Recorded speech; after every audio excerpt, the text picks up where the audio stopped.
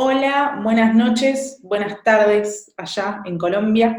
Eh, Estamos con Samuel Ángel, abogado, escritor colombiano.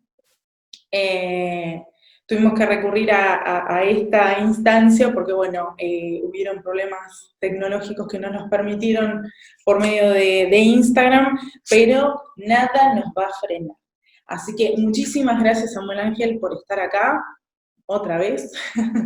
Y bueno, como te preguntaba hoy en el comienzo por Instagram, ¿qué fue lo que a vos te motivó a comenzar con esta lucha, a denunciar, a investigar, a escribir, a exponerte también en cierta manera, ¿no? ¿Qué fue lo que a vos, como te preguntaba hoy, te hizo el clic para decir, bueno, acá tengo que empezar a tomar herramientas y empezar a hacer algo? Yo desde muy joven tuve como un llamado a la conversión a los temas de fe y por muchos años estuve estudiando en el anonimato, pero cuando nace mi sobrino, yo no tengo hijos, pero tengo, bueno, ya a estas alturas tengo cuatro. En ese momento tenía mi primer sobrino de mi hermana menor, o sea, digamos, más consentido no podía ser porque era el primer sobrino de la hermana, o sea, mujer y menor. Todo, Entonces, ¿cómo? todos los gustos, está bien.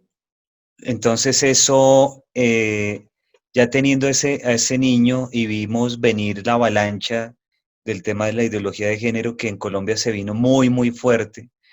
Entonces dije, no, mi sobrinito no, o sea, no, ni él ni ningún niño en Colombia merece vivir este tipo de ideologías que lo que hacen es destruirlos y acabarlos a ellos y a las familias. Entonces nos pusimos en la tarea, salimos al ruedo en redes y pues desde este momento hasta la fecha no hemos parado, creo que ni un solo día en este propósito. Y ahí vos, digamos, ¿con qué te encontraste? ¿Con qué panorama te encontraste? Porque a veces da la sensación, o al menos a mí particularmente me da la sensación, como si todo esto se hubiera venido de golpe, ¿no? El aborto, el feminismo, la ideología de género, que si bien pareciera que fueran cosas distintas, pero para mí son los brazos de un mismo pulpo, y todo está relacionado y todo tiene que ver con todo. Pero a veces da esa sensación, ¿no? Como que de la noche a la mañana se apareció todo y cómo hacemos y cómo nos armamos y cómo nos paramos frente a esto. ¿Y cuáles fueron las reacciones que vos tuviste automáticamente, ni bien vos empezaste a luchar, sea por medio de las redes o escribiendo los libros o participando de debates? ¿Cuáles fueron las reacciones con las que te encontraste? Bueno, lo que pasa es que lo primero que yo hice fue empezar a estudiar el fenómeno, o sea, entender de qué se trataba, como empezar a descifrar lo que estaba ocurriendo, porque era como una oleada de situaciones políticas donde la gente empieza a reaccionar, pero como que en el fondo no entiende qué es lo que pasa, ¿no? Entonces, cuando empezamos a estudiar el fenómeno de la ideología de género y algo que aquí en Colombia se llamaron las cartillas de ideología de género, que en realidad son cartillas de la ONU, es decir, aplican a todos nuestros países, absolutamente para todos, porque pues esta gente funciona de manera multinacional, es una multinacional. eh, Me encontré que al tratar de atacar, por decirlo así, la ideología de género, en el caso concreto de esas cartillas, en realidad estábamos como golpeando la uña del dedo pequeño de un dragón de 3 kilómetros, o sea, era un tema inmenso, inmenso. Y Colombia tiene una particularidad que es la diferencia de todos los demás países pues de Hispanoamérica, y es desafortunada además esa realidad, y es que tenemos una guerrilla marxista en el monte dando bala, como decimos acá en Colombia. Entonces, cuando uno empieza a hilar todo con todo y ve cómo hay grupos de esos en el monte que están en el Congreso, que están en ciertos cargos, que mueven los hilos de las mismas cosas, como dices tú, son, digamos, patas del mismo pulpo, entonces el tema se vuelve bastante eh, denso porque, como te digo, era tocar la uña del dedo pequeño de un dragón de 3 kilómetros, o sea, era un tema inmenso, inmenso, inmenso. Entonces nos dedicamos a estudiarlo, a estudiarlo, a estudiarlo. Luego de eso se empezaron a sacar artículos, luego esos artículos se compilaron y se hicieron algunos libros, algunas publicaciones. Y bueno, lo que tratamos de hacer fue entender el fenómeno para poder combatirlo como debía ser, que en este caso es culturalmente. Y cuando sacaste el libro con esa tapa tan, ¿cómo decirlo?, controversial, con respecto a Hitler en la misma tapa, ¿con qué reacciones te encontraste? O sea, porque calculo que no debe haber sido todo un aplauso, sino que también debe haber habido alguna reacción contraria, o que no le gustó para nada, o qué tipo de reacciones y con qué gente te encontraste, ¿no? Cuando salió esa tapa de ese libro, y qué fue lo que dijeron. Justamente a eso nos estamos refiriendo, Hitler en la mismísima tapa, o sea, como bastante controversial, pero ¿con qué te encontraste? ¿Qué panorama fue el que cuando salió el libro salió? Bueno, para mí fue muy sorpresivo porque yo presenté la tapa del libro, o sea, precisamente hice lo que acabé de hacer aquí en tu programa, lo hice en EWTN. Tú sabes, pues, el alcance que tiene WTN Sí. y me encontré con gente que es de nuestro lado, digamos, en las ideas, que tenía una afinidad con Hitler y que se sintieron ofendidos porque yo estaba, pues, digamos, maltratando a su Führer, ¿no? Entonces, gente de ciertos sectores que podríamos llamar pro vida, que se consideraban afines a Hitler porque tienen un vacío informativo y creen que Hitler era un muy buen católico que combatió el comunismo, que es mentira todo lo que dicen, que no es cierto lo que dicen que hizo con los judíos, o sea, son negacionistas del holocausto y que por ende pues yo estaba equivocado.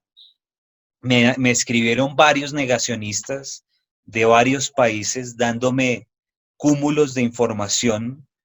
Yo ratifiqué esa información y pues toda la información es, digamos, son especulaciones. Entonces, por ejemplo, hay gente que se considera católica y que se considera afín a Hitler y que hoy mismo estaba teniendo un debate por Twitter con, sé que son unos jóvenes, que se molestaron porque yo publiqué ayer la foto de Edith Stein, que fue mártir católica en manos de los nazis, murió en Auschwitz, en Polonia, y entonces decían, no, ni siquiera la iglesia sacó nunca una encíclica contra los nazis como sí lo hizo con el comunismo. Tú sabes que Divinis Redentoris de 1933 fue una encíclica muy fuerte contra el comunismo, dice que es intrínsecamente perverso, pero les dije, sí existe una encíclica de la iglesia contra el nazismo, se llama Mit Brennender, y se las publiqué. Y digo esto porque alguien en el vivo que estábamos haciendo me lo preguntó, pero no se lo pude contestar porque nos cortaron. Entonces, esta encíclica es de 1937, Mit Brennender, y ratifica cómo la iglesia combatió en las ideas al nazismo. Goebbels, el ministro de propaganda de Hitler, decía, el verdadero socialismo de Europa somos nosotros. Yo tengo en mi libro documentado cuándo lo dijo, en qué publicación, qué año. Entonces, la gente no asimila todavía que el nazismo es otro tipo de socialismo que hace parte de las izquierdas, porque fue tanta la propaganda de Stalin. Imagínate el monstruo que era la Unión Soviética con el nivel de propaganda que desplegó en contra del nazismo, precisamente para separarlo, para desligarse de cualquier relación con el comunismo. Cuando, y esto es un hecho completamente eh, verificado históricamente, los nazis y los comunistas fueron aliados para iniciar juntos lo que, digamos, detonó en la Segunda Guerra Mundial, que fue fagocitarse a Polonia. Entre los dos se dividieron a Polonia. Eso inicia la Segunda Guerra Mundial. Lo que pasa es que después Stalin, como entre ellos se traicionan, entonces se separa de Hitler, se pasa al otro lado y pues se hace miembro de los aliados, que fue lo que, como se llamó a ese bloque con los Estados Unidos. Pero Hitler y Stalin se unieron, hicieron una alianza para dividirse Polonia, y Polonia es un pueblo eminentemente católico, porque ellos decían, no, los nazis nunca atacaron a los católicos, nunca, y menos sistemáticamente, no, pues se devoraron toda una nación católica, toda una nación católica. Es más, en esa nación católica están los principales campos de concentración, Auschwitz en Polonia. O sea, digamos un hueco histórico eh, tan increíble fue el que me encontré. Y estoy hablando de gente joven y estoy hablando de gente que se considera católica. Y te estoy diciendo en varios de nuestros países hay este tipo de jóvenes que creen que Hitler es un gran líder de la democracia y de las libertades, que se enfrentó al comunismo y que después el comunismo se dedicó a enlodar su imagen. Eso es lo que está pasando, increíble. Entonces, con eso fue con lo que yo me encontré. O sea, yo estaba pensando obviamente en el combate de las ideas con las izquierdas. Cuando yo presenté esto en un debate, ese lo puedes encontrar en mi canal de YouTube. Yo lo presenté en un debate con el grupo LGBT más fuerte de Colombia, es el que ha generado un desastre acá en Colombia. Mira la reacción de esa gente, o sea, digamos, es casi como si tú le echaras agua bendita a un endemoniado, ¿no? Es algo parecido a eso. De hecho, voy a ir con la comparación, pero sí, sí. Pero me sorprendió más, porque pues eso se preveía, el hecho de que haya pasado algo similar con gente que supuestamente está a este lado de las ideas. Y había una de las preguntas que hicieron en el vivo, que acá me lo volvieron a mandar, que dice, si Hitler odiaba a los homosexuales y el Che también, no termino de entender por qué se los asocia con la ideología de género. Claro, porque, digamos, en el caso del Che Guevara, que lo explican ampliamente unos amigos compatriotas tuyos, pues lo que hicieron fue la subversión cultural, la inversión revolucionaria, es decir, a lo malo le llamamos bueno y a lo bueno le llamamos malo. Convirtieron al Che Guevara en una marca, digamos, en un instrumento marketinero para las ideas de la izquierda, ideas como salir a las calles, que las mujeres se desnuden el torso, griten, ideas, bueno, ahora que lo pienso, si tú ves, las feministas tratan de parecerse mucho al Che Guevara, no se afeitan, horrorosas, espantosas.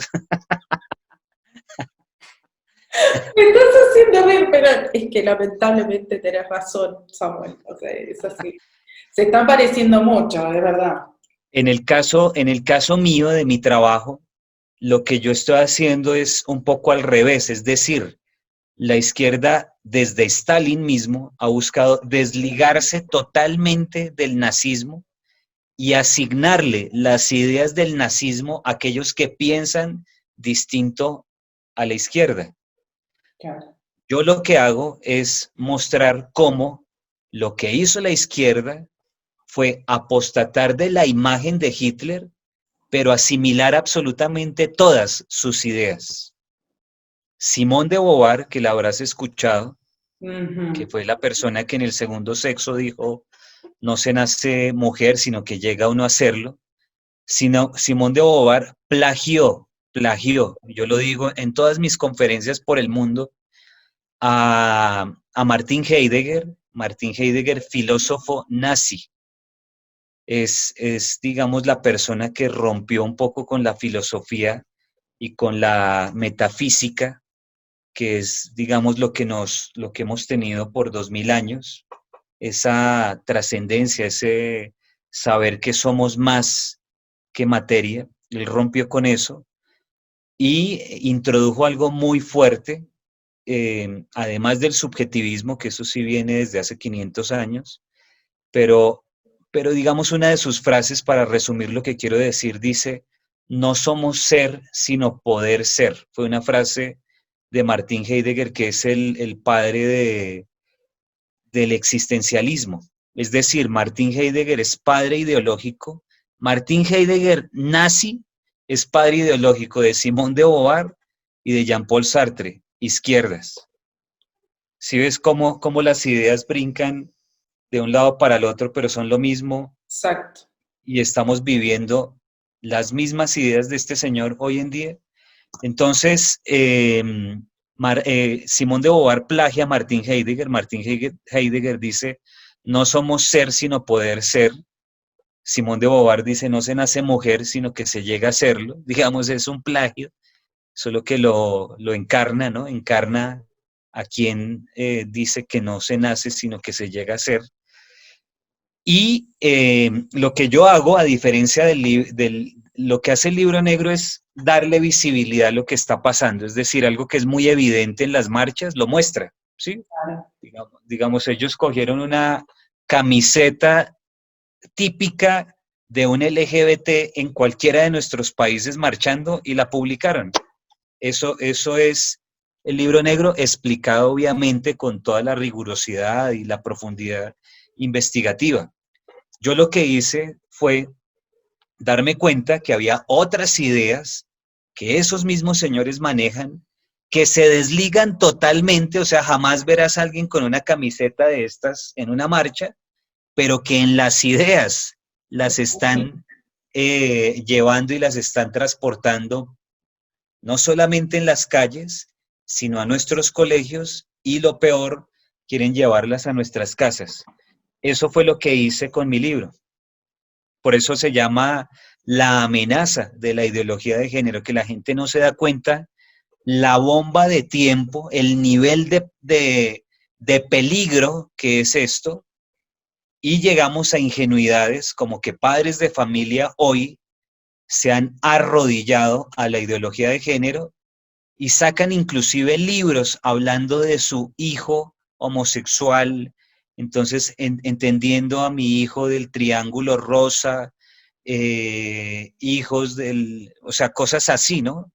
Entonces, estamos viviendo una degradación fruto de que muchas ideas muy peligrosas que detonaron inclusive la Segunda Guerra Mundial, hoy están llegando con una revolución de terciopelo a nuestras casas a través de nuestros niños. De hecho, yo creo que fue la semana pasada, publiqué una noticia de un nene que con 5 años ya se autopercibió Florencia. Y es una ciudad muy chiquita que está acá cerca de Tandil, de donde yo vivo. La verdad es que, no sé, a mí se me hacía que esas cosas eran en las ciudades grandes, no sé por qué, por ahí de ingenua, ¿no?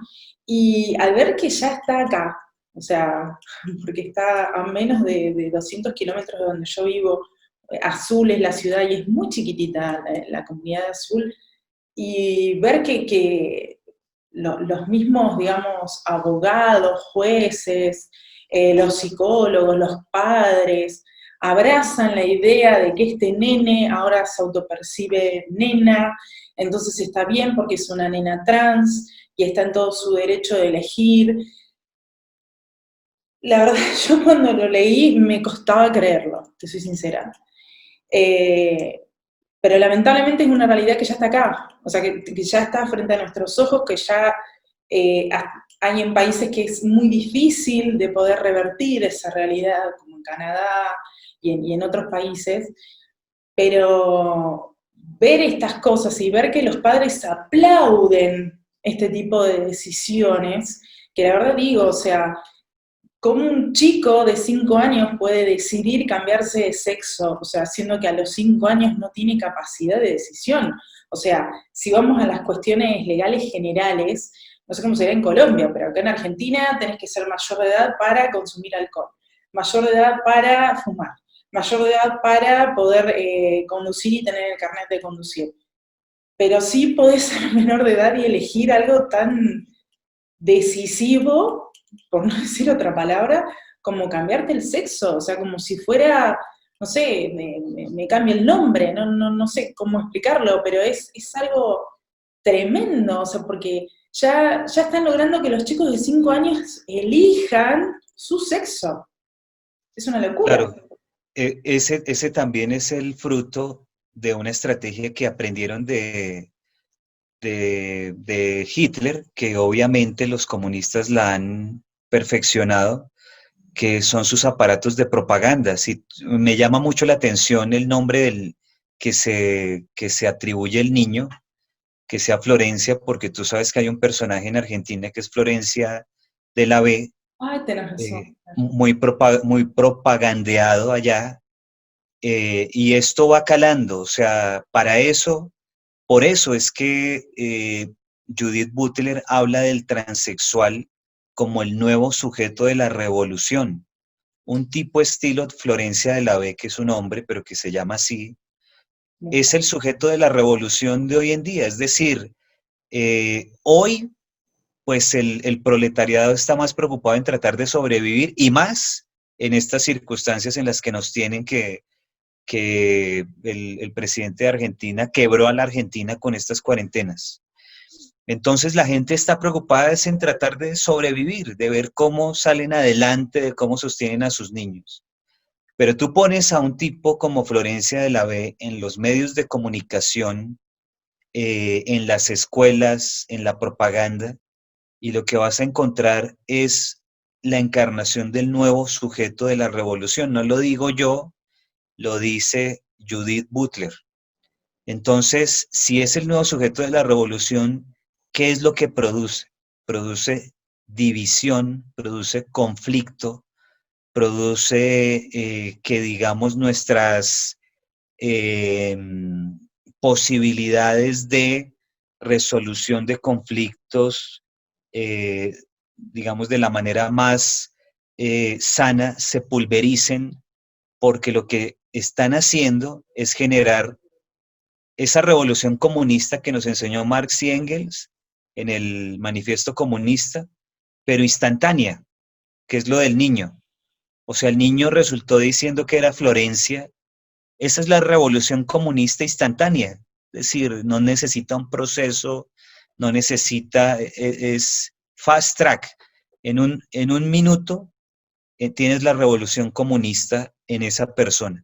Ahora, con un agravante, y es que desafortunadamente varios de estos niños son usados por estos grupos para generar un golpe amplificado.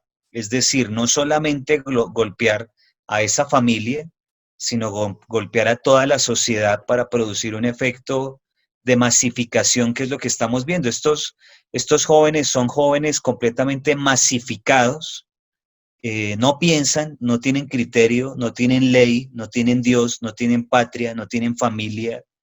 Entonces, es bastante preocupante y repito, de ahí el título de mi obra, La amenaza de la ideología de género, como la ves aquí en la tapa. Claro. Pero allá en Colombia, ¿qué casos empezaron a surgir a partir de todo esto que vos estás diciendo, ¿no? Que estás denunciando ya desde hace tanto tiempo? Bueno, precisamente en la primera publicación que hicimos, desenmascaramos un montaje, es este libro. Este libro pues tenía una presentación bastante más sobria, se llama Un movimiento católico contra la ideología de género y la subversión cultural. En este libro desenmascaramos un caso que usaron los colectivos políticos de extrema izquierda LGBT y fue la de un jovencito que se suicidó. Entonces, el muchacho se suicidó, él no tenía ninguna relación con grupos LGBT, era homosexual, sí, era homosexual, se suicidó porque era un muchacho con tendencias anarquistas, suicidas, vivía solo, no vivía con la mamá, no vivía con el papá, cuidaba a la abuela, tenía tendencias homosexuales y perseguía a otros niños en el colegio, digamos, por su homosexualismo. Entonces el muchacho se suicida por una vida bastante tormentosa, siendo tan joven y no teniendo la guía de ninguno de sus padres, ¿sí? Entonces lo que hicieron estos colectivos LGBT fue iniciar un proceso jurídico, digamos, de restablecimiento de derechos sobre ese muchacho, aduciendo que había sido perseguido en su colegio, que había habido una discriminación, cosa que es completamente falsa. Cuando tú ves desafortunadamente a esa rectora de colegio en esa época, nosotros no estábamos tan organizados, nosotros nos fuimos organizando ya en este momento, pues tenemos instituciones, ¿no? Tenemos el Instituto de Investigación Social, el Movimiento Solidaridad, hacemos giras por todo el país. Yo prácticamente todos los días estoy en una conexión con alguna persona de dentro, de fuera del país, o sea, no paramos. Pero cuando esto ocurrió, no existía eso, y entonces esta gente se victimiza, llevan a la cárcel a la rectora del colegio y a la psicóloga del colegio, y cuando tú ves una de las audiencias donde habla la psicóloga, es impresionante, porque la psicóloga dice, pero así, o sea, yo pido perdón porque yo eh, le pedí a, a este niño, se llama Sergio Urrego, se llamaba Sergio Urrego, yo les pedí que le informaran de sus relaciones a sus padres. Claro, la señora ya condenada en una sala de juicio, casi llorando, con voz entrecortada, diciendo esto, o sea, tú no lo puedes creer. ¿Por qué? Porque ¿acaso un colegio no debe propender porque los padres estén informados de qué está ocurriendo con sus hijos? Pues por supuesto que sí, pero como esta gente, digamos, fue como una anaconda que las fueron rodeando, rodeando, rodeando hasta que las ahogaron, no alcanzamos a conocernos, nosotros salvamos aquí a otra gente de procesos similares a estos ya pues más recientes, pero estamos hablando de un tema de 6 7 años hacia atrás. Entonces, llegan a estas arbitrariedades que son persecución judicial contra colegios católicos. Ese colegio casi lo arruinan. El colegio se salvó porque es de una familia. A la señora que fungía de rectora le tocó desaparecer, digamos, de los medios y demás, porque la persecución fue feroz. O sea, casi que era una animal delincuente homófoba que había que cortarle la cabeza, ¿no? O sea, un tema terrible.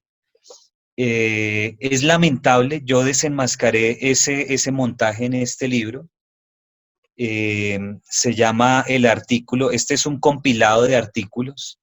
El artículo se llama El mártir Urrego, otra de las mentiras de Colombia Diversa. Colombia Diversa se llama la organización que hizo ese montaje.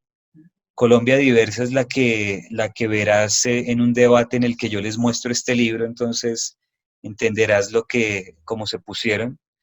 Eh, y son los que hay que combatir con las ideas. Aquí lo que pasa es que yo me he venido dando cuenta, lo digo con amor y con respeto, que nosotros podemos quedarnos un poco en el discurso, es decir, podemos hacer inclusive muchas publicaciones, tener libros, todos los que tú quieras, ¿sí? Alimentar, y eso es importante, pero estamos en un momento tal, digamos, de avance de estos grupos, que si no pasamos un poquito al activismo, queda coja la mesa, es como si no tuviera una pata y se nos va, ¿no? Entonces, yo podría poner el retrovisor y echarme flores todos los días, porque hemos generado marchas nacionales nosotros, ¿sí? En el 2016 participamos de una marcha que aglutinó gente de varios sectores. En el 2018 hicimos una marcha casi que a pulso con algunos amigos, pero fue nacional. Este año hicimos una marcha contra el aborto el 22 de febrero, hace muy poco, a nivel nacional. Entonces yo pongo el retrovisor y digo, qué bueno, este es el Día Nacional de la defensa contra el aborto, ¿sí? Entonces me lo invento y digo, todos los 22 de febrero van a ser los días nacionales y qué lindo. Y está muy bien, digamos. Pero ¿qué está pasando hoy si es que estos grupos no paran? O sea, si tú te quedas mirando por el retrovisor, te estrellas, hermana. Si tú te quedas mirando para atrás, ¿qué pasa con lo de hoy y qué pasa con lo que viene? Yo quiero contarte una cosa, además de músico, de abogado, yo soy músico profesional, graduado de universidad, ¿sí? Y tú eres música también, ahora También, que, sí, sí, sí, sí, exacto. cantante. Entonces tú sabes que cuando uno lee una partitura, digamos que uno va leyendo adelante, o sea, tú no vas leyendo donde estás, sino que vas adelante para poder ejecutar lo que sigue, Es- ¿sí? Eso es lo que no está pasando con muchos de nuestros grupos y mucha de nuestra gente. Nosotros lejos, o muchos de nuestros amigos, lejos de mirar hacia adelante, miran hacia atrás. Entonces hicimos, no sé qué, hicimos, pero hermano, se nos vino la avalancha, o sea, mira lo que viene. Y estás mirando para atrás y echándote flores, o sea, por favor, ¿sí? Sí, yo te digo desde mi humilde lugar, ¿no? Porque yo no hace tanto que estoy en el activismo pro vida, la verdad. Eh, Surgió básicamente a partir del año pasado de haber contado mi testimonio con respecto al aborto, pero yo lo que noto es como si hubieran, no sé cómo explicarlo para que quede claro, como si hubiera dos batallas a librar, o en realidad que ya están libradas, mejor dicho.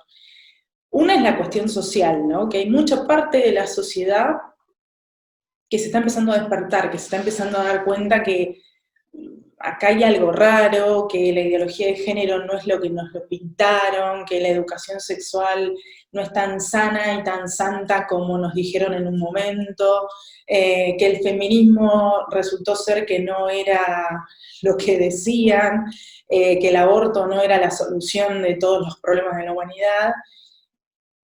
Esa es una. La gente que se está empezando a despertar, la gente que está empezando a consumir, como bien decías, el libro La Nueva Izquierda, el libro que escribiste vos, el libro de Pablo Núñez de Iturrieta, etcétera, etcétera, etcétera.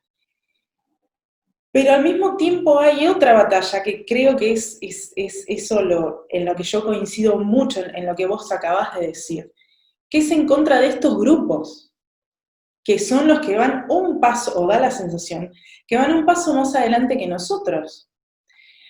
Pareciera que estuvieran muchísimo mejor armados, pareciera que estuvieran muchísimo mejor informados, o informados no es la palabra, pero formados, ahí está, con una formación, una ideologización muy grande, que los hace ser hasta fanáticos de lo que están defendiendo, ¿no? Sea el feminismo, sea la cuestión del aborto, o de los movimientos LGTB, que es otro tipo de batalla para mí, no es lo mismo. O sea, yo creo que con una misma, eh, con la misma espada, yo no puedo ir a pelear y a despertar la conciencia de la gente común, para llamarlo de alguna manera, ¿no?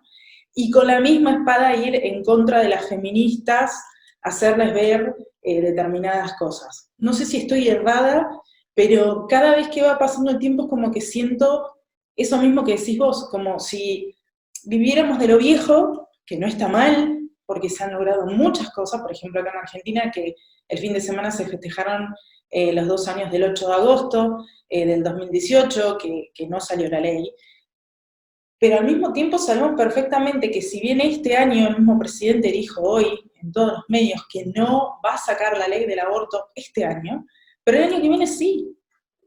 Y es una realidad que la estamos teniendo ahí, o sea, ahora se corrió un poquitito por el tema del desastre económico que provocó en nuestro país y en todos, ¿no? Pero bueno, al vivir en Argentina me toca más de cerca acá. Pero es una realidad inminente, o sea, ¿de qué manera luchamos? O sea, ¿estoy equivocada en esa idea que tengo de dos luchas al mismo tiempo? Eh, pues mira, lo que pasa es que tenemos una lucha afuera y una lucha adentro. Churchill decía que sus peores enemigos no eran, digamos, los del partido del frente, sino los de su propio partido, ¿no?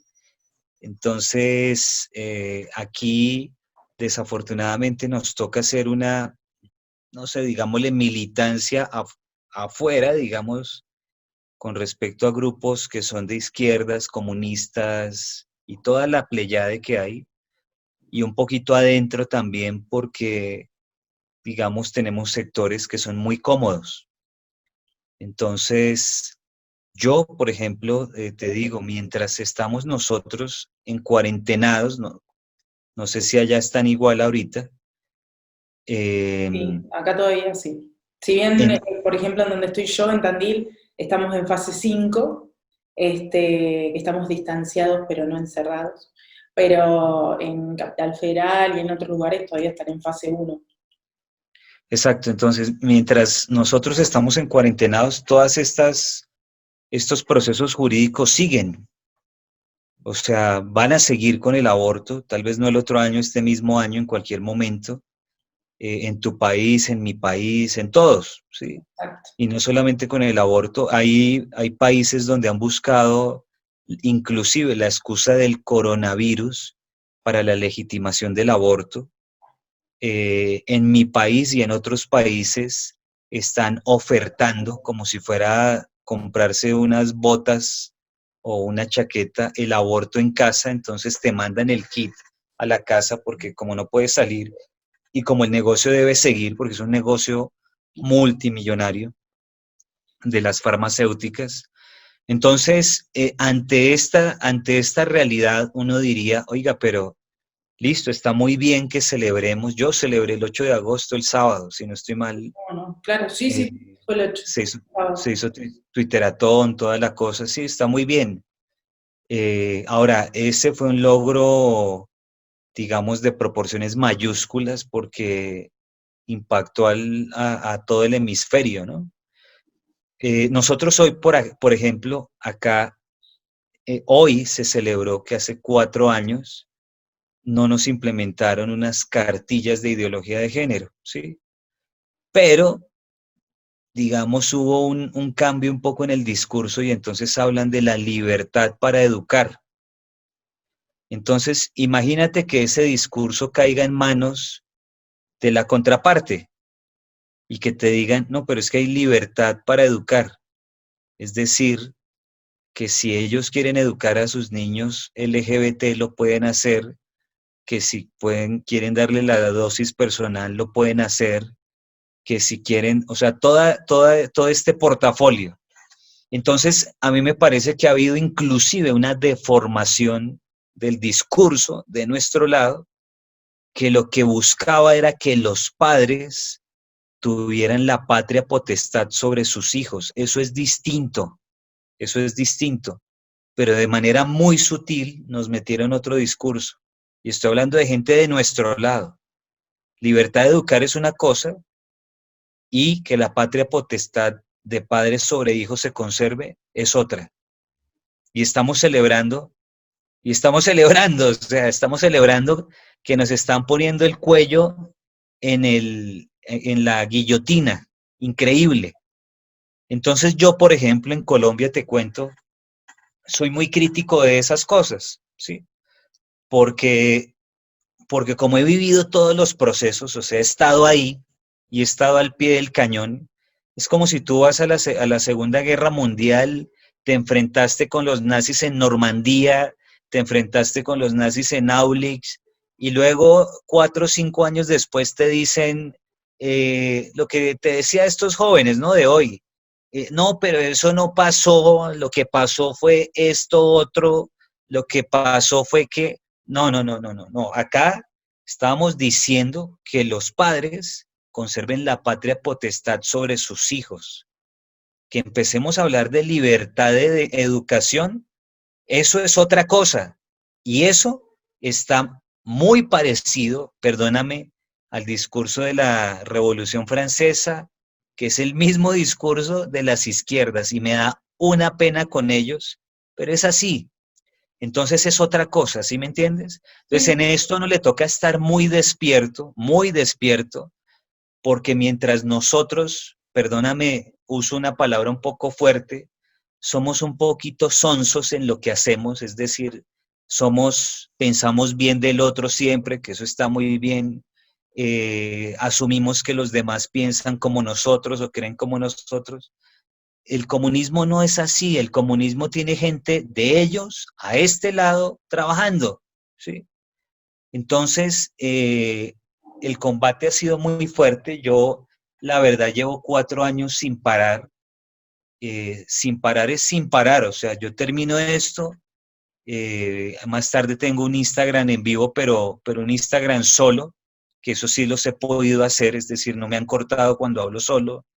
Hablando de esto que te estoy diciendo en este momento, que es un fenómeno que puede ocurrir en nuestros países, porque con este libro me di cuenta de eso, es decir, tenemos gente a este lado con un ideario que podría decirse que en ciertas cosas se parece, pero que en otras muy delicadas es completamente distinto y están acá.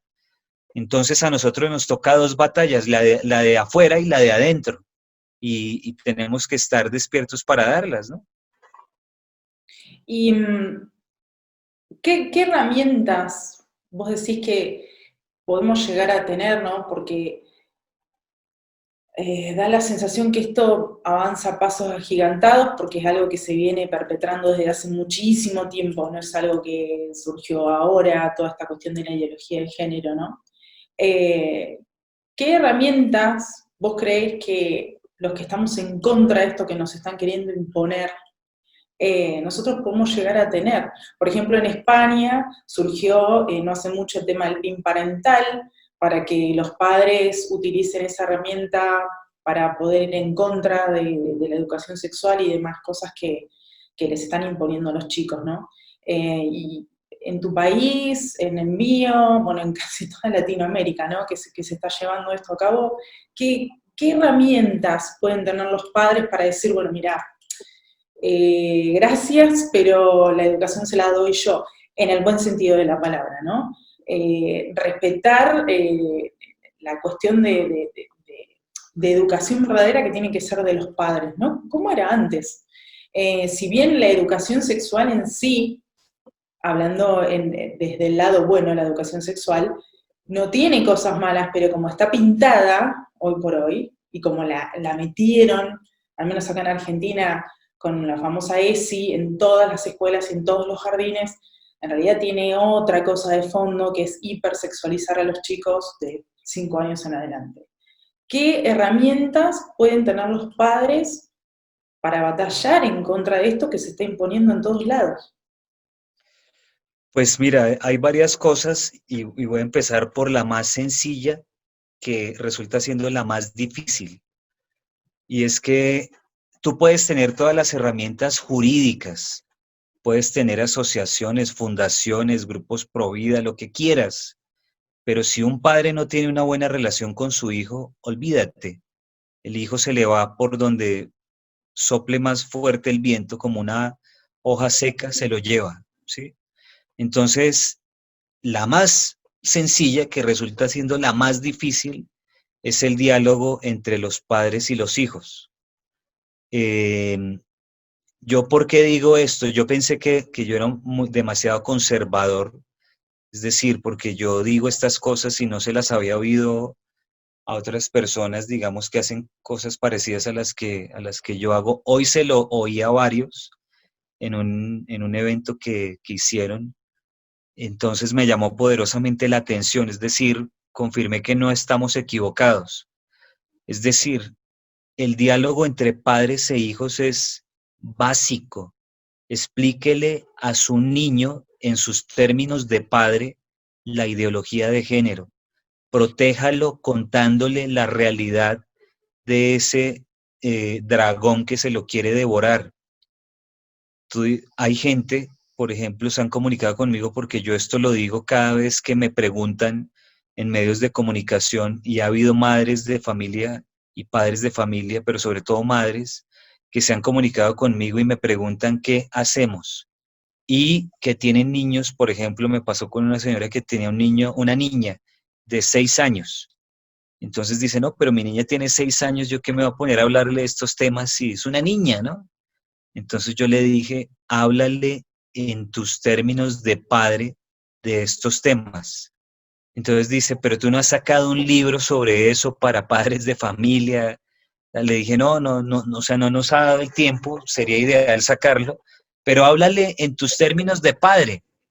Entonces la señora empezó a hacer dibujitos, digamos, el típico dibujo vestido de azul, era el papá, la mamá vestida de rosado, el niño, la niña. Mira, fue tan increíble el testimonio de esta señora que me dice, mira, para mí fue sorprendente que la niña, a los 6 años, sin que yo le haya hablado nunca de este tema hasta hoy, me empiece a decir que ella ya pensaba que la familia era otra cosa, porque en los emojis de Instagram encuentra que hay familia de papá, papá, mamá, mamá, etcétera. Entonces la niña ya había asimilado que eso era así y esta señora ha estado en una batalla porque inicialmente me dijo, no, sí, la niña me entendió, tal, pero la avalancha es tan fuerte que tú le sueltas al niño el televisor un ratico y va a encontrar que le legitiman en la televisión estas mismas cosas en la misma dirección. Entonces, el diálogo tiene que ser pero tan personal y tan continuo, digamos, diario, para lograr mantener a nuestros niños protegidos, que tú puedes hacer digamos, el proceso jurídico que quieras, pero si no tienes esto inicial, o Claro. sea, no te va a servir de nada. O sea, ¿qué vas a sacar con el PIN parental si tu hijo se cree Florencia? O sea, digamos, por dar un ejemplo. Entonces, si esto no empieza desde lo más sencillo, va a ser muy difícil. He tenido el caso de una mamá con un hijo más grande que ya le dice que se considera homosexual, que le dijimos, habla con tu hijo. La señora bloqueada, no, o sea, no podía hablar con el hijo, o sea, increíble. Porque entre otras cosas, cuando los hijos ya crecen y le dicen a uno que uno es un medieval, un cavernícola, que uno es un bruto, que uno no estudió, que estamos en una nueva época, que ella vive del siglo pasado, que parece de la Edad Media, bueno, tantas cosas, es una avalancha tal que los padres quedan tiesos. Entonces, un día dije en una emisora, mire, si su hijo, si su hijo ya creció y usted nunca le dijo nada y usted ya lo ve militando al otro lado, háblele, no importa, porque la voz del papá o de la mamá siempre va a calar, sea hoy, mañana, en un año, en 10, en 30. No deje de hablarle y de decirle las cosas. Después me encontré con una señora que me había oído, la señora casi llora abrazándome, tiene 4 o 5 hijos ya grandes. Me dijo, no, mira, yo, la verdad es que nos diste ánimo, oxígeno, porque estábamos aplanchados en esta situación, ya no sabíamos qué hacer, pero con esto sabemos que no importa, nos le enfrentamos y lo hacemos. Entonces, digamos, ese es mi consejo uno, ¿sí?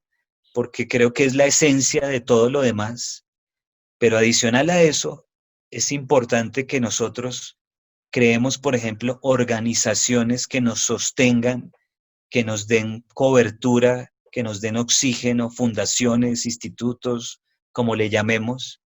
Yo particularmente tomé el nombre de la Escuela de Frankfurt. Entonces tenemos una organización que se llama Instituto de Investigación Social. Así se llama nuestro instituto. Con ese estamos haciendo ahorita un seminario internacional para jóvenes líderes de derecha que, te cuento, está viniendo jóvenes de 10, 15 países. Para mí eso es una gran bendición, ¿no? Pero entonces todas estas cosas, las giras, todo lo demás, lo hemos podido hacer gracias a que nos organizamos ya como un ente jurídico y nos blindamos un poco, ¿no?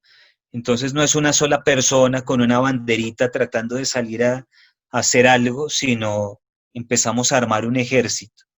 Tenemos en Colombia dos organizaciones que van, una, digamos, desde el sector religioso, otra desde el sector académico, y nos han robustecido muchísimo. Entonces, genera otras cosas, ¿no? Por ejemplo, esta semana estamos haciendo una tutelatón, no sé si sabes qué es una tutela en el contexto argentino, sino se llama derecho de amparo en el contexto jurídico, que está pidiendo libertad de cultos para que la gente pueda tener ese oxígeno que le da el ejercer y tener la libertad de conciencia, ¿no? De fortalecer la conciencia, porque nos están diciendo, te cortan la libertad de cultos con la cuarentena, y por otro lado, con los medios de comunicación te dicen qué pensar, qué decir, qué hablar, qué no hablar, por dónde caminar, para dónde mirar, para dónde, o sea, tenemos la policía del pensamiento hoy en día como lo dice 1984 el libro.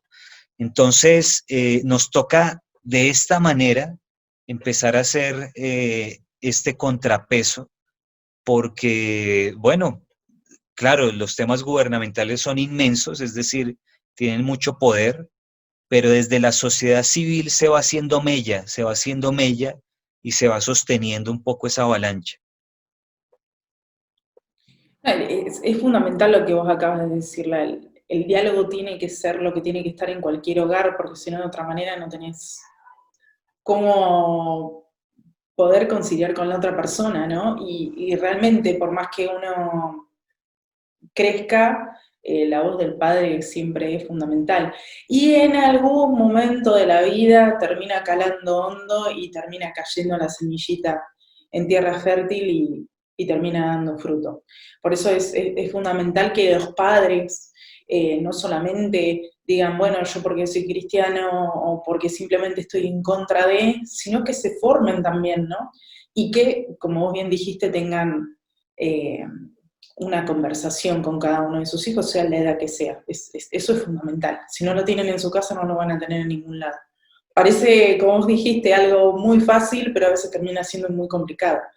Acá una de las preguntas que creo igual ya la has contestado, pero la hago así, no queda ahí en el aire. ¿De qué manera puede involucrarse un ciudadano para dar la batalla cultural en contra del progresismo, del globalismo y de la izquierda? Bueno, creo que lo dije con la pregunta anterior, porque no solamente aplica para padres de familias, sino en general. Es decir, si nosotros siendo hijos no dialogamos en nuestra casa, no hablamos con nuestros hermanos menores o mayores, no importa. Yo he tenido el caso de jovencitos, jóvenes muy jóvenes, que han resultado llevando ellos a sus padres a nuestras conferencias, siendo sus padres, por ejemplo, militantes de la izquierda, ¿sí? Eh, entonces el diálogo, sí ha habido la gracia, digamos, de que uno de estos jóvenes ahora por las redes eh, tenga, digamos, esa apertura y esa disposición a estas ideas, pues ese mismo joven es el que puede irradiar un poco su hogar. Para mí ha sido increíble hacer giras donde muchísima de la audiencia son niñitas de 11, 12, 13 años que piden autógrafos, que llevan a su papá de la mano, pero es la niña a los papás, no al revés. Entonces es impresionante cómo, así como hay una gran oleada del otro lado, digamos, a través de propaganda, que lo que hacen es instigar a nuestros jóvenes, nosotros desde las redes sociales lo que podemos hacer es inspirar estas ideas porque se están haciendo completamente desde la libertad, o sea, no tenemos cómo obligar a nadie a hacer lo que defendemos.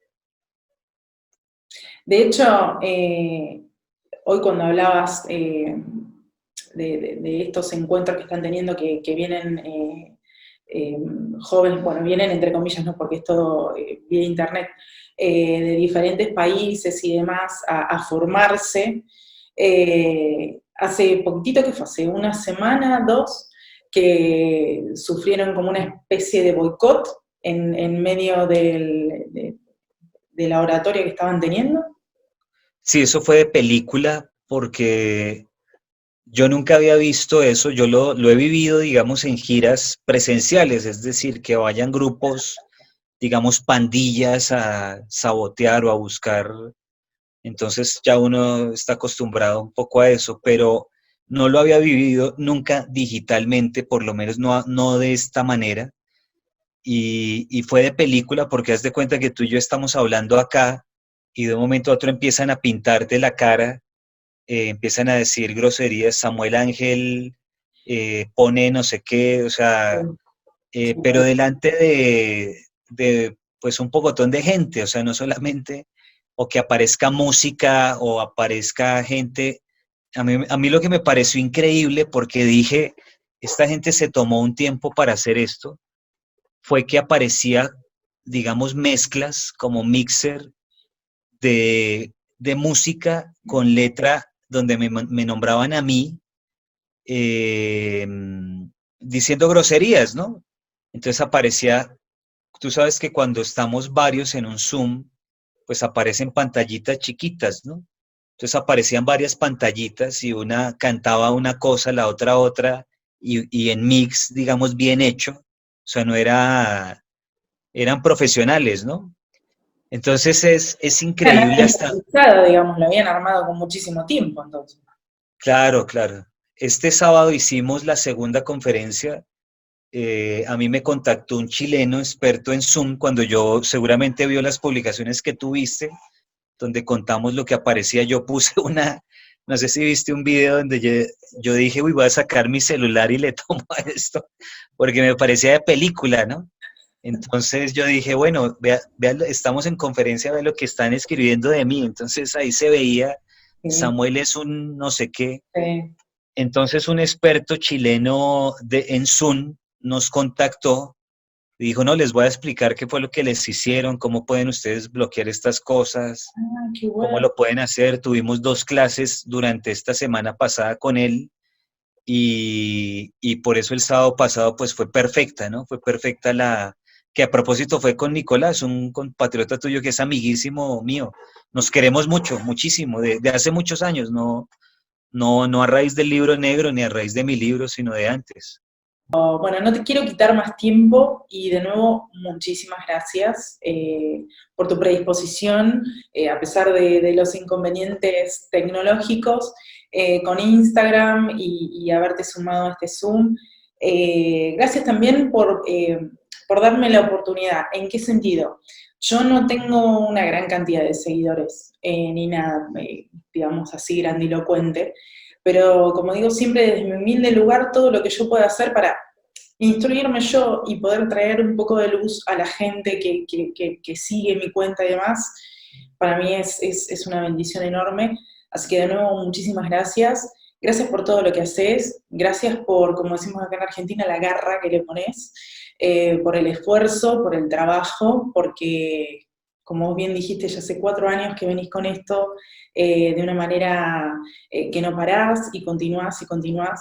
Así que gracias, gracias por todo eso, por toda la gente que trabaja junto a vos, que por ahí no es tan visible, pero que hace el mismo trabajo que vos, y eso significa muchísimo, porque hay una nación como es Colombia que se está levantando en contra de determinadas cosas como las que hablamos que parecían muy lejanas, pero lamentablemente ya están acá.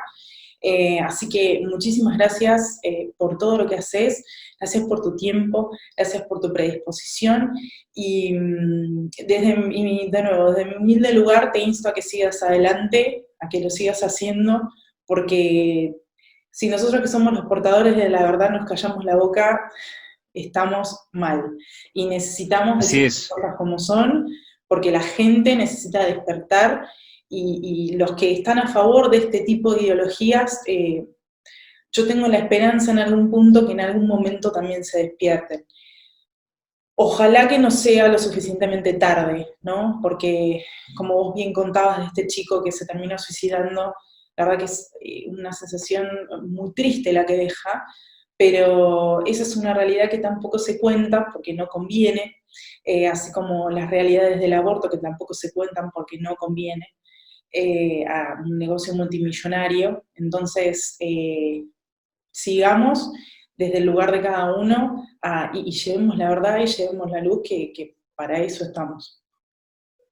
Sí, yo quería decirte algo con respecto a algo que dijiste ahorita que me parece muy importante para otra gente que pueda escuchar esto. Y es lo siguiente, yo he hecho este tipo de encuentros con casi todo el que me lo pide, a no ser que yo por alguna circunstancia temporal no pueda, ¿no? Sin importar, digamos, lo que llamamos ahora nosotros, que es algo muy nuevo, los seguidores que tenga, ¿sí? Y te voy a decir por qué, porque yo lo viví de la siguiente manera. En el 2018, a nosotros, tal vez el peor presidente que ha tenido la historia de Colombia, que se llama Juan Manuel Santos, antes de irse, nos dejó 2 decretos para legitimar la ideología de género en el país. Entonces convocamos a una marcha nacional. Era la marcha imposible, porque fue un día entre semana, a las 10 de la mañana, un día después de un puente festivo, de un fin de semana festivo, y con muy pocos seguidores en internet, en YouTube. Para ese entonces creo, si no estoy mal, que yo tenía 6.000 suscriptores, ¿sí? Y me estaba haciendo contrapeso el youtuber más famoso del país, que tenía en ese momento 5 millones de suscriptores, ¿sí? Un Es montón. un youtuber LGBT famosísimo, uno de los que ha ayudado a secuestrar la mente y los corazones de niñitos, digamos que son de nuestras familias, de nuestro lado, ¿no? Entonces era el tema imposible, o sea, no había cómo eso funcionara, ¿sí? Resulta que él, con sus 5 millones de suscriptores, invitó a una contramarcha, digamos, a que salieran un poco a contrarrestarnos en la calle. Mira, nosotros casi llenamos la Plaza de Bolívar, digamos, se llenó un sector importante de la Plaza de Bolívar, y a este muchacho le aparecieron entre 8 y 10 o 10 jovencitos, incautos, ¿sí? Nada más Entonces, de tantos seguidores, para nada, mira. entonces yo lo dije en plena Plaza de Bolívar, en las presentaciones actuales, en el cabezote actual de mi YouTube, de mis programas, de una de las líneas de programas que tengo, eh, hay una parte de un discurso ahí, en ese día, donde yo estoy hablando y se ve la Plaza de Bolívar llena. La Plaza de Bolívar es la plaza más importante de Bogotá, la plaza fundacional, digamos. Entonces, ahí en ese discurso que no aparece en este video del cabezote, pero lo dije, vean, nosotros tenemos solamente 6.000 suscriptores.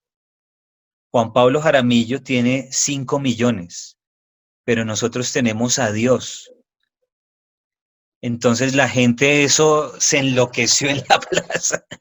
Entonces, cuando alguien, digamos, considera que es muy pequeño en redes, por decirlo así, no debe tener, digamos, temor o sentirse menos por, bueno, por varias razones. Una, porque nosotros tenemos gente real, ¿sí?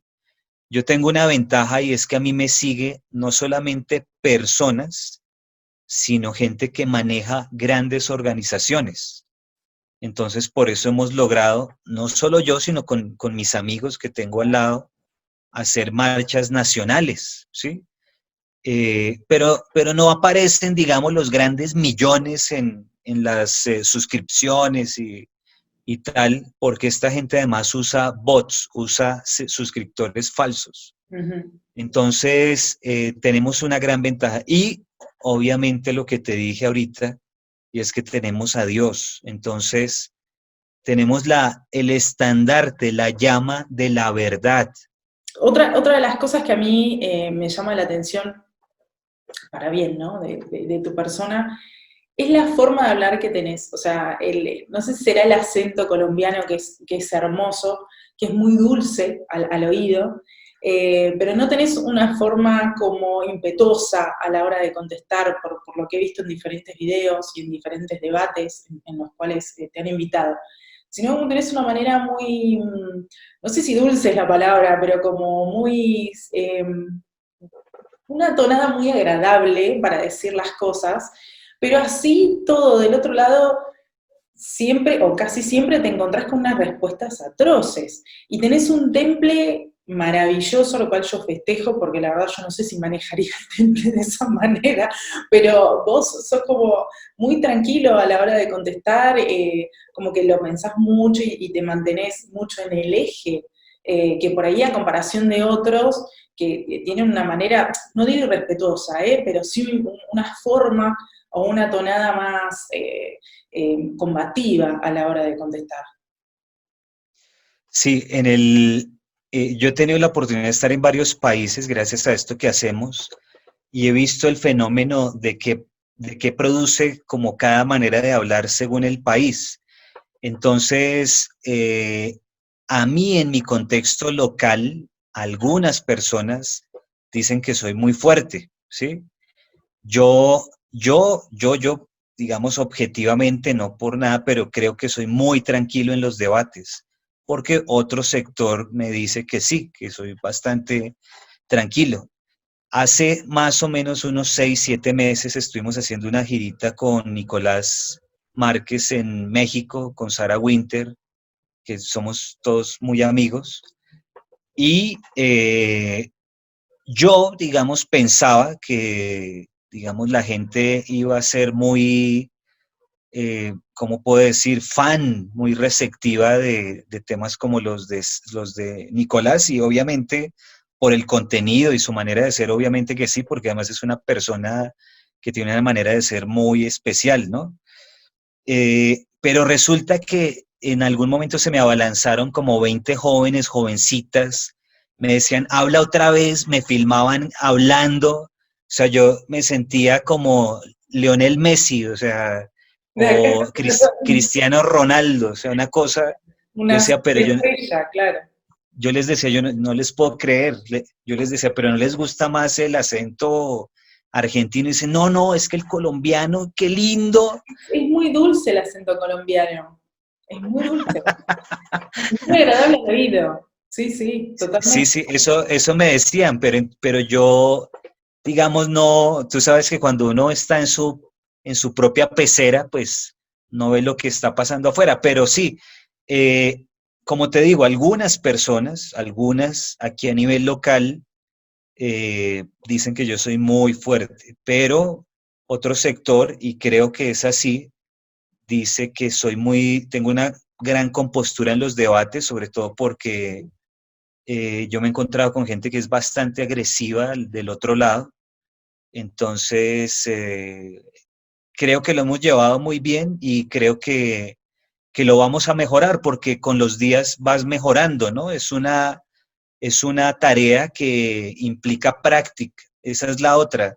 No les dé miedo entrar al debate, eh, así no tengan, digamos, claro, idealmente formémonos, estudiemos, miremos información en las redes y demás, pero digamos, no va a haber un punto donde tú digas que es el punto perfecto y que ya ahí sí vas a dar el paso y que ahora sí, porque en cualquier momento se te puede presentar en la casa mismo, en el colegio, en la escuela. y cuando se te presente, pues vas a revisarlo luego y lo vas perfilando y lo vas mejorando, pero no le des de miedo el debate. Y estamos del lado de la verdad. Si nosotros no hablamos de esas cosas, nadie lo va a decir. Al otro lado no le interesa escuchar la verdad, al otro lado no le interesa absolutamente nada de lo que sea la verdad, de lo que sea la luz. Al contrario, quiere que nosotros nos callemos la boca, que tengamos vergüenza, que nos sentamos inhibidos, porque, como vos bien decías, el hecho de por ahí no tener tantos seguidores da la sensación de, ay, ¿quién me va a ver y quién me va a escuchar? Y sin embargo, a medida que van pasando los días, uno va descubriendo que hay más gente que necesita escuchar estas cosas, o que necesita alguien desde un lugar simple que diga, bueno, no, basta, o sea, ¿por qué yo tengo que estar aceptando todo esto que nos están imponiendo, que nos están obligando? Si en realidad esto no está bien, no está bien desde el lado de la fe, no está bien desde el lado de la ciencia, y no está bien desde la razón, desde el uso común, o sea, no, ni siquiera es necesario ser, no sé, doctorado en no sé qué tipo de ciencia. Con tener 2 neuronas en funcionamiento, como yo digo, no se necesita mucho más. Uno se da cuenta que acá hay algo que está mal. Entonces, Así es. por eso es necesario que más allá de la cantidad o no de personas que sigan, como por decirlo de algún modo, no nos callemos la boca y sigamos adelante con esto, porque, repito, si nos callamos nosotros nadie lo va a decir. Y ahí sí yo creo que Dios el día de mañana nos lo va a preguntar. ¿Por qué no abrieron la boca? ¿Por qué no dijeron que esto estaba mal? Y nosotros como hijos de Dios tenemos esa responsabilidad, tenemos esa obligación, porque la gente tiene que empezar a despertarse. Yo creo que de a poco eso se va logrando.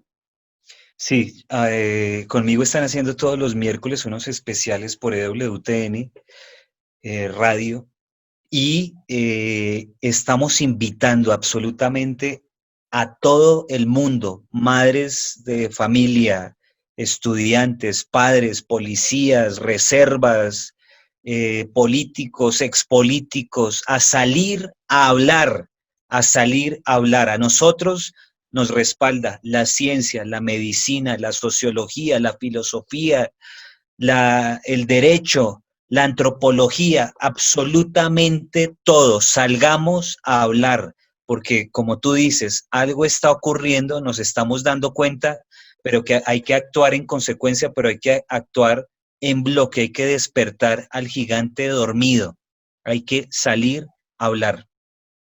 Y que, para cerrar así, no te quito más tiempo, hoy por hoy nosotros estamos viviendo en naciones donde todavía hay una cierta libertad en la cual podemos anunciar este tipo de cosas. Hay en lugares como en Canadá que ya eso no está ocurriendo.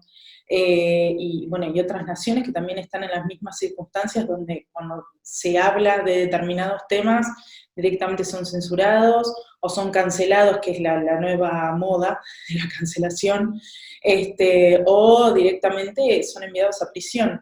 Entonces, nosotros todavía en este lado del mundo tenemos esa lucecita y podemos hablar, tenemos la libertad de poder hacerlo, de poder hacer este tipo de cosas, aunque hay un ciberpatrullaje y demás, pero todavía tenemos esa posibilidad. Entonces, no nos callemos, digamos las cosas como son, siempre que lo hagamos con respeto, creo que está perfecto. Entonces, muchísimas gracias por todo, gracias por el espacio, gracias por la paciencia, por la dedicación y bueno, eso, muchísimas, pero muchísimas gracias, en serio, de corazón. Seguimos en contacto. Nos vemos, saludos. Gracias.